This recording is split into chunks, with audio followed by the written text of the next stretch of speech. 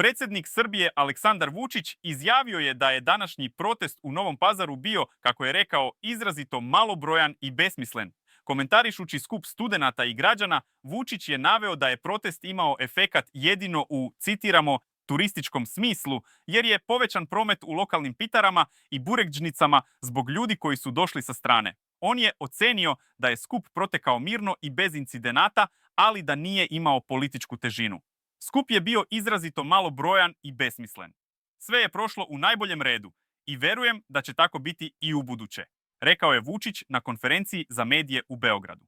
Protest pod nazivom Ili oni ili mi organizovan je ispred Državnog univerziteta u Novom Pazaru, a povod je odluka zbog koje je više od 200 studenata izgubilo status studenta, dok je oko 30 profesora ostalo bez posla.